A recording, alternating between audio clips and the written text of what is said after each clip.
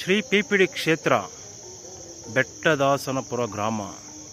ಧರ್ಮೋ ರಕ್ಷತಿ ರಕ್ಷಿತಃ, ಸರ್ವೇ ಜನೋ ಸುಖಿನೋ ಭವಂತು.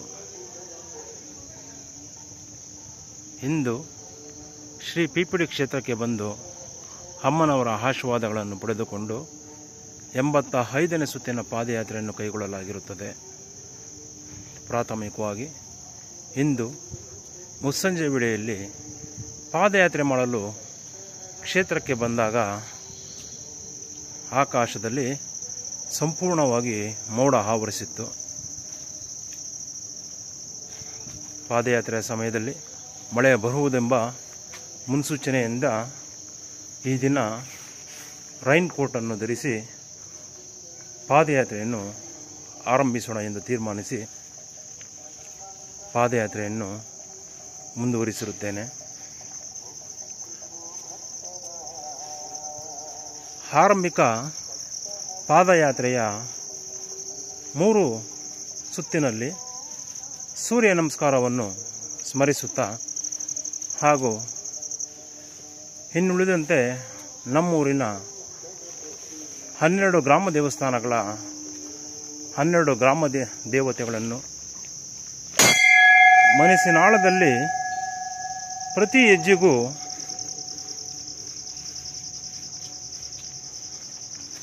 ಗ್ರಾಮ ದೇವತೆಗಳನ್ನು ಹೆಸರಿಸುತ್ತಾ ಪಾದಯಾತ್ರೆಯನ್ನು ಮುಂದುವರಿಸಿರುತ್ತೇನೆ.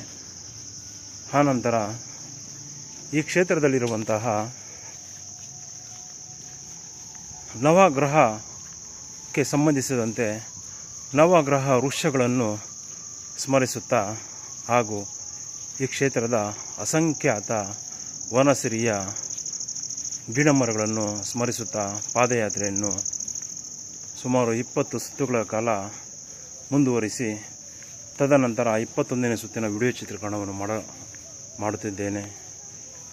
ಇಂದು ಅವೇಳೆಯಾಗಿರುವುದರಿಂದ ಹಾಗೂ ಸೋನೆ ಮಳೆ ಬಂದು ನಿಂತಿರುವುದರಿಂದ ವಾತಾವರಣವು ಭಾಳ ತಂಪಾಗಿರುತ್ತದೆ. ಈ ಪಾದಯಾತ್ರೆಯ ಸದುದ್ದೇಶವೇನೆಂದರೆ, ಇತಿಹಾಸವನ್ನು ಮರೆತವರು ಇತಿಹಾಸವನ್ನು ಸೃಷ್ಟಿಸಲಾರರು. ನಾ ಕಂಡಂತೆ ಶ್ರೀ ಪಿಪಿಡಿ ಕ್ಷೇತ್ರದ ಅಭಿವೃದ್ಧಿಯ ವಿವಿಧ ಹಂತಗಳನ್ನು ಪಾದಯಾತ್ರೆಯ ಸುಸಂದರ್ಭದಲ್ಲಿ ತಿಳಿಸುತ್ತಾ, ಈ ಕ್ಷೇತ್ರದಲ್ಲಿ ಒಂದಿಷ್ಟು ಸೇವೆ ಸಲ್ಲಿಸಿದವರ ಹೆಸರು ಅಜರಾಮರವಾಗಿರಬೇಕು. ಯಾರು ಸಹ ನಾನು ನಾನು ನಾನು ಎಂಬ ಅಹಂಕಾರವನ್ನು ಅಥವಾ ಅಹಮ್ಮನ್ನು ಬಿಟ್ಟು ಈ ಕ್ಷೇತ್ರದಲ್ಲಿ ಪಾದಯಾತ್ರೆಯನ್ನು ಕೈಗೊಂಡು ತಮ್ಮ ಇಷ್ಟಾರ್ಥಗಳನ್ನು ನೆರವೇರಿಸುವಂತೆ ಅಮ್ಮನವರಲ್ಲಿ ಬೇಡಿಕೊಳ್ಳುತ್ತಾ ಮುಂದುವರಿಯಬೇಕು ಎಂದು ನನ್ನ ಮನಸ್ಸಿನಿಚ್ಛೆ ಹಾಗೂ ಅಮ್ಮನವರು ನನಗೆ ಕೊಟ್ಟಂತಹ ಜ್ಞಾನಾರ್ಜನೆಯ ಸಂಕೇತವಾಗಿದೆ. ಭಾಳ ಸುಂದರವಾದ ಪ್ರಕೃತಿಯ ಒಂದು ದೃಶ್ಯವನ್ನು ಈ ವಿಡಿಯೋ ಚಿತ್ರೀಕರಣದಲ್ಲಿ ತಾವು ಗಮನಿಸಬಹುದಾಗಿರುತ್ತದೆ. ಅಂದು ನಾನು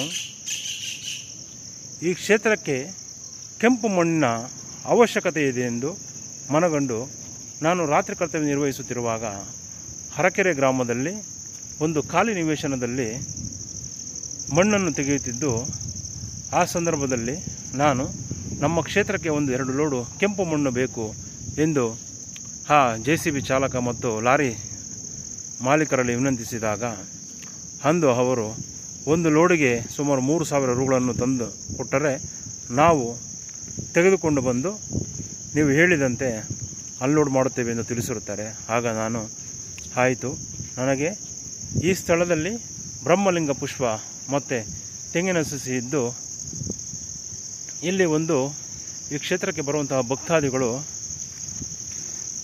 ಉಚಿತವಾಗಿ ತಮ್ಮ ಶುಭ ಕಾರ್ಯಗಳನ್ನು ಮಾಡಿಕೊಳ್ಳಬೇಕೆಂದು ಈ ಒಂದು ಹಂತವನ್ನು ನಿರ್ಮಾಣ ಮಾಡಲು ನನಗೆ ಕೆಂಪು ಮಣ್ಣಿನ ಅವಶ್ಯಕತೆ ಇರುತ್ತದೆ. ಈ ಸ್ಥಳದಲ್ಲಿ ಸ್ವಲ್ಪ ಹಳ್ಳ ಇದ್ದು ಈ ವೇದಿಕೆಯನ್ನು ನಿರ್ಮಾಣ ಮಾಡಲು ನಮಗೆ ಕೆಂಪು ಮಣ್ಣಿನ ಅವಶ್ಯಕತೆ ಇದೆ. ಇಲ್ಲಿ ಒಂದು ಗುಲ್ಮಹರ್ ವೃಕ್ಷ ಹಾಗೂ ಈ ಭಾಗದಲ್ಲಿ ಒಂದು ಬ್ರಹ್ಮಲಿಂಗ ಪುಷ್ಪ ಹಾಗೂ ಇಲ್ಲಿ ಒಂದು ಕಲ್ಪವೃಕ್ಷ ಬೆಳೆದು ನಿಂತಿದ್ದು ಈ 3 ಗಿಡಗಳಿಗೆ ಕೆಂಪು ಮಣ್ಣಿನ ಅವಶ್ಯಕತೆ ಇದೆ ಎಂದು ಮನಗಂಡು ಆ ಚಾಲಕನಲ್ಲಿ ಮನವಿ ಮಾಡಿಕೊಳ್ಳುತ್ತೇನೆ. ಆ ಚಾಲಕನು 1 ಲೋಡಿಗೆ 3,000 ರೂಗಳಿಗೆ ಇಂಥ ಕಡಿಮೆ ಹೊಡೆಯುವುದಿಲ್ಲ ಎಂದು ತಿಳಿಸುತ್ತಾನೆ. ಆಯಿತು ಸರ್, 2 ಲೋಡು ಮಣ್ಣನ್ನು ತೆಗೆದುಕೊಂಡು ಬನ್ನಿ ಎಂದು ಅವರಿಗೆ ತಿಳಿಸಿ ನಮ್ಮೂರಿನ ದೇವಸ್ಥಾನದ ಲೊಕೇಶನನ್ನು ಹಾಕಿ ಬಂದಿರುತ್ತೇನೆ. ಅವರು 1 ಲೋಡ್ ಮಣ್ಣನ್ನು ತೆಗೆದುಕೊಂಡು ಬರುತ್ತಾರೆ. ಬಂದು ಈ ಸ್ಥಳದಲ್ಲಿ ನಾನು ಹೇಳಿದಂತೆಯೇ ಅನ್ಲೋಡ್ ಮಾಡಿ ದೇವಸ್ಥಾನದಲ್ಲಿ ಹೊರಟು ಹೋಗುತ್ತಾರೆ. ಆಗ ಸುಮಾರು ಮಧ್ಯಾಹ್ನ 1-2 ಗಂಟೆ ಆಗಿರುತ್ತದೆ.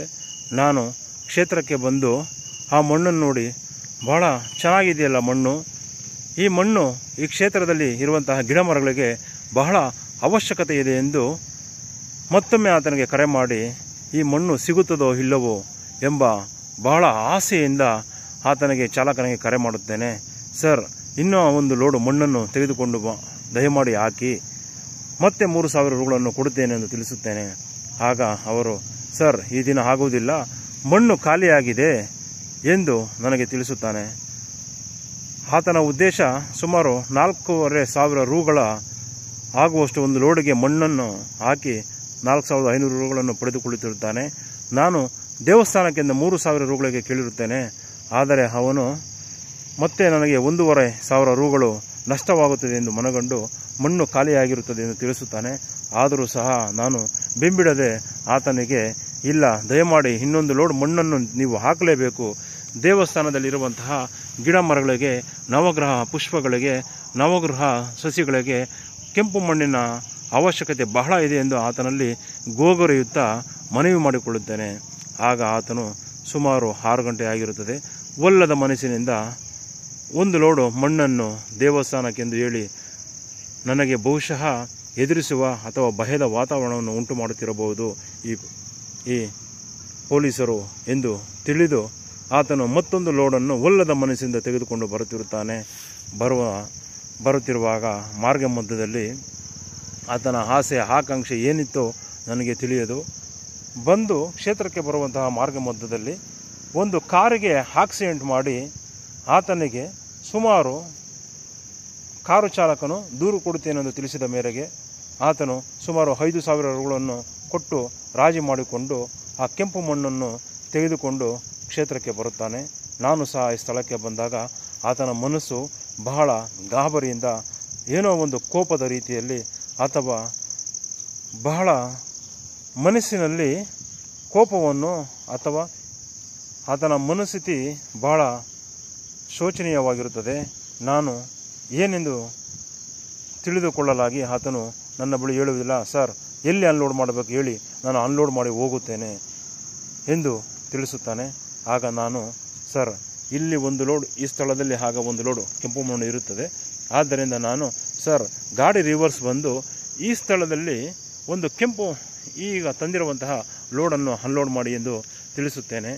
ಆಗ ಆತನು ಈ ಹಿಂದೆ ಈ ಸ್ಥಳದಲ್ಲಿ ಅನ್ಲೋಡ್ ಮಾಡಲು ಗಾಡಿಯನ್ನು ರಿವರ್ಸ್ ತೆಗೆದುಕೊಂಡು ಬರುತ್ತಿರುವಾಗ ನನ್ನ ಕಣ್ಣ ಮುಂದೆಯೇ ತಾವು ಈ ವಿಡಿಯೋ ಚಿತ್ರೀಕರಣದಲ್ಲಿ ಗಮನಿಸಬಹುದಾಗಿರುತ್ತದೆ. ಯಾಗಶಾಲದ ಮುಂಭಾಗದಲ್ಲಿ ಅಳವಡಿಸಲಾಗಿರುವಂತಹ ಈ ಕಲ್ಲುಗಳ ಮೇಲೆ ಗಾಡಿಯು ರಿವರ್ಸ್ ಬರುತ್ತಾನೆ. ಆಗ ಸುಮಾರು 8ರಿಂದ 10 ಕಲ್ಲುಗಳು ಗಾಡಿಯು ರಿವರ್ಸ್ ಬಂದ ಕಾರಣ ಒಡೆದು ಹೋಗುತ್ತವೆ. ಆಗ, ಏನಪ್ಪ, ಕಲ್ಲುಗಳ ಮೇಲೆ ಹತ್ತಿಸಿದೆಯಲ್ಲ, ಯಾಗಶಾಲದ ಮುಂಭಾಗದಲ್ಲಿದ್ದಂತಹ ಕಲ್ಲುಗಳೆಲ್ಲವೂ ಸಹ ಒಡೆದು ಹೋಗಿರುತ್ತವೆ, ಏನು ಈ ರೀತಿ ಮಾಡಿದೆ ಎಂದು ತಿಳಿಸುತ್ತಾನೆ. ಸರ್, ದಯಮಾಡಿ ಸುಮ್ಮನಿರಿ, ನೀವು ಈ ಈ ದೇವಸ್ಥಾನದಲ್ಲಿರುವುದು ಯಾವ ದೇವತೆ? ನಾನು ಅನ್ಯಥಾ ನನಗೆ ಬಲವಂತವಾಗಿ ಈ ಕ್ಷೇತ್ರಕ್ಕೆ ಮತ್ತೊಂದು ಲೋಡ್ ಮಣ್ಣನ್ನು ತೆಗೆದುಕೊಂಡು ಬರುವಂತೆ ತಾವು ಪ್ರೇರೇಪಿಸಿರುತ್ತೀರಿ. ಆದ್ದರಿಂದ ನಾನು ಆ ಮಣ್ಣನ್ನು ಎತ್ತುಕೊಂಡು ಬರುವಾಗ ಅಲ್ಲಿ ಅದಾಗಲೇ ಗಾಡಿ ಆಕ್ಸಿಡೆಂಟ್ ಆಗಿ ನಾನು 5,000 ರೂಗಳನ್ನು ಕೊಟ್ಟು ಬಂದಿರುತ್ತೇನೆ. ಈ ದಿನ ನನಗೆ ಈ ಕ್ಷೇತ್ರಕ್ಕೆ 2 ಲೋಡ್ ಮಣ್ಣು ತಂದು ಹಾಕಿದ್ದರಿಂದ ನನಗೆ 5,000 ರೂಗಳ ನಷ್ಟವಾಗಿದೆ.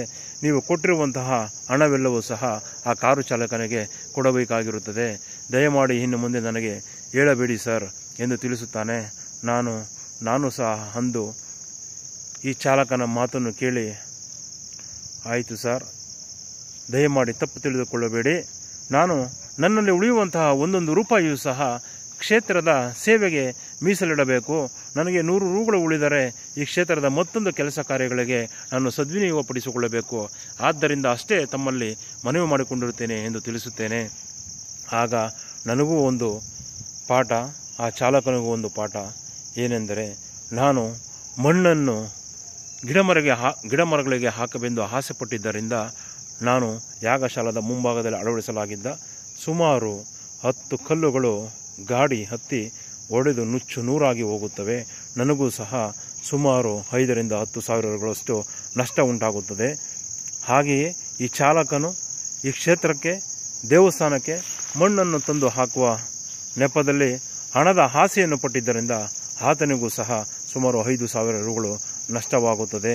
ತದನಂತರ ಆ ಚಾಲಕನು ಅನ್ಲೋಡ್ ಮಾಡಿ ಇಲ್ಲಿಂದ ಹೋಗುವಂತಹ ಸಮಯದಲ್ಲಿ ತಾವು ಈ ಮೇಲ್ಭಾಗದಲ್ಲಿ ಅಳವಡಿಸಲಾಗಿರುವಂತಹ ಕೇಬಲನ್ನು ಸಹ ನೋಡಬಹುದಾಗಿರುತ್ತದೆ. ಆತನು ಮಣ್ಣನ್ನು ಅನ್ಲೋಡ್ ಮಾಡಿ ಈ ಕ್ಷೇತ್ರದಿಂದ ಹೊರಗಡೆ ಹೋಗುವಂತಹ ಸಮಯದಲ್ಲಿ ಟ್ರಾಲಿಯು ಇಳಿಯದೆ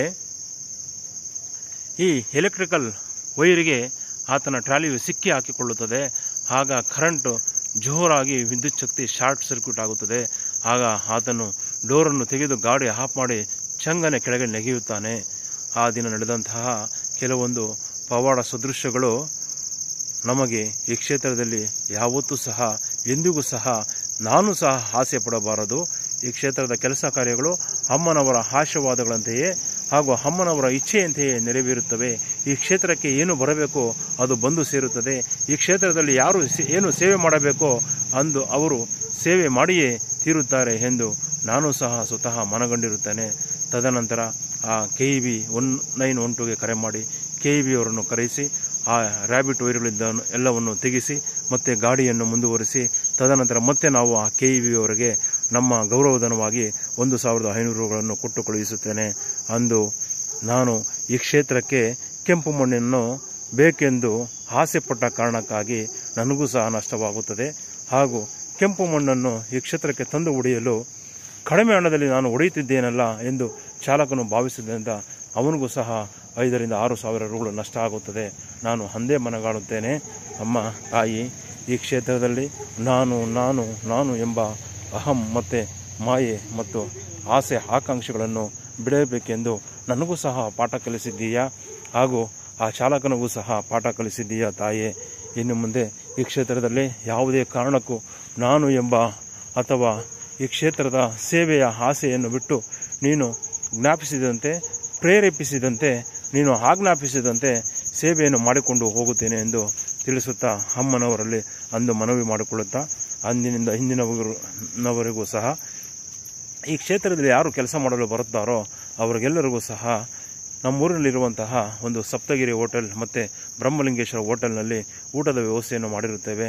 ಯಾರು ಸಹ ಸರ್ ದಯಮಾಡಿ ಈ ಕ್ಷೇತ್ರದಲ್ಲಿ ಕೆಲಸ ಮಾಡಲು ಬಂದಿರುತ್ತೀರಿ, ಈ ಕ್ಷೇತ್ರದ ಅಭಿವೃದ್ಧಿಯ ಹಂತದಲ್ಲಿ ತಾವು ಸಹ ಕೈ ಜೋಡಿಸುತ್ತಿದ್ದೀರಿ, ಈ ಕ್ಷೇತ್ರದಲ್ಲಿ ನಾವು ಕೊಡುತ್ತಿರುವ ಹಣಕ್ಕೆ ನಮಗೂ ಸಹ ನಷ್ಟವಾಗಬಾರದು, ಹಾಗೆಯೇ ನೀವು ಸೇವೆ ಮಾಡಿ ಅತಿ ಹೆಚ್ಚಾಗಿ ಸೇವೆ ಮಾಡಿದನಲ್ಲ ಎಂಬ ಆಸೆ ಆಕಾಂಕ್ಷೆ ಭಾವನೆಗಳಿಂದ ನೋವು ತಿನ್ನಬಾರದು. ದಯಮಾಡಿ ನೀವು ನಷ್ಟವನ್ನು ಹೊಂದಬೇಡಿ, ನಮಗೂ ಸಹ ನಷ್ಟವನ್ನು ಮಾಡಬೇಡಿ. ಆ 2 ಹೋಟೆಲ್ಗಳಲ್ಲಿ ಯಾವುದು ನಿಮಗೆ ಇಷ್ಟವೋ ಅಲ್ಲಿ ಊಟವನ್ನು ಮಾಡಿಕೊಂಡು ಬಂದು ಈ ಕ್ಷೇತ್ರದಲ್ಲಿ ಸೇವೆಯನ್ನು ಮುಂದುವರಿಸಿ ಹೋಗಿ ಅಮ್ಮನವರಿಗೆ ಕೈ ಮುಗಿದು ಎಂದು ತಿಳಿಸುತ್ತಿದ್ದೇನೆ.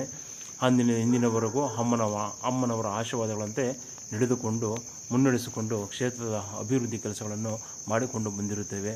ವಾಡಿಕೆಯಂತೆ 21 ಬಾರಿ ಪಾದಯಾತ್ರೆ ಸಭೆ ನೆನಪಿಗಾಗಿ 21 ಬಾರಿ ಘಂಟಾನಾದ.